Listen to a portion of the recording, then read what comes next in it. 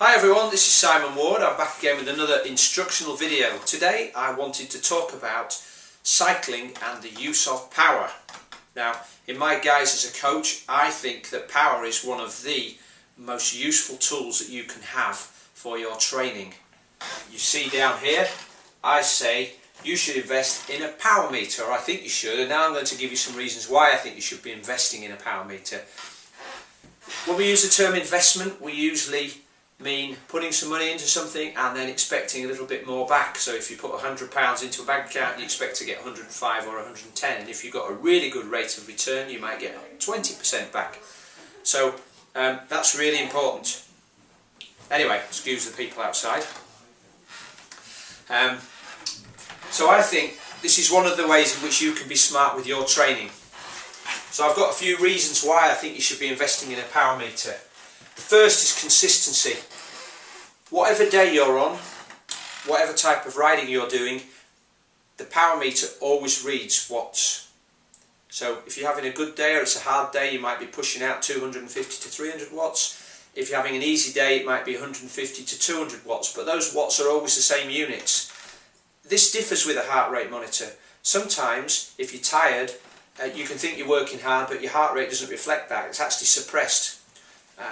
You may be working really hard, but the speed may be down because you're going up a hill or you're going into the wind, or it might be hot and your heart rate is a lot higher because your blood's thicker and therefore your heart's having to work harder for the same effort to pump the blood around the body. So the heart rate thing isn't really what I call a true measure of actually how you're working. So it's consistent.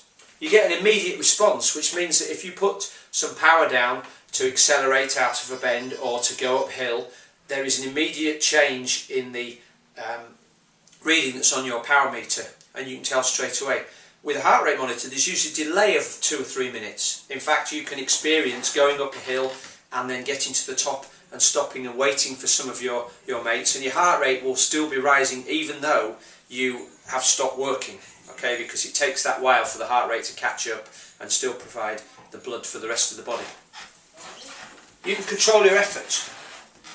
You can feel as though you're controlling your effort with a heart rate monitor.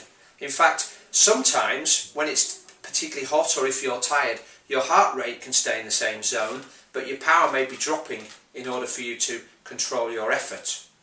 Now, I'm not suggesting for any moment that you stop using a heart rate monitor. In fact, probably the best solution is for you to use a power meter for your primary device and then use a heart rate monitor to measure how you are responding to that power. It's repeatable. Again, you can go out and ride a course today and tomorrow, assuming that you do the basic calibration at the start of the ride, you can go out and repeat that ride with that power. You may be slightly faster or slower because the conditions may be different, but you know you're pretty much putting in the same effort based on your current level of fitness and working as a percentage of functional threshold. The final thing I've got down here is that you can measure progress. So if you only use a heart rate monitor or a speedo on your bike and you go out for a ride, if you're riding at say 80% of max heart rate, you've only got the finishing time, which will tell you whether you've improved or not over your previous session. But of course that finishing time could be affected if it's a particularly hot or windy day. So you may be slower.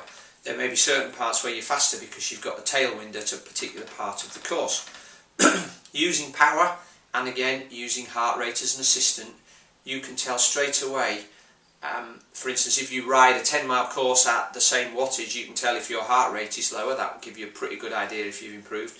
Or you ride at the same wattage and your time is faster. That will also tell you if you've improved.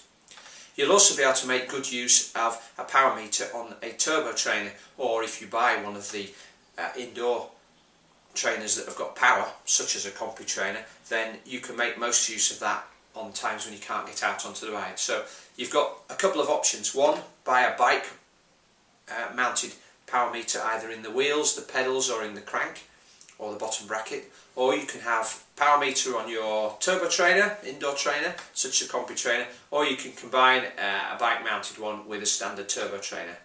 Obviously, for my money, I think you'll get a better response from the compi trainer, but I'm not here to tell you which one to buy, just to tell you what the options are and to tell you why I think using power in some form is the best way for you to get the most out of your cycling this winter. So there we have it. Make sure you get a power meter, be smart with your training, and I'll be back soon with another video. Thanks for watching.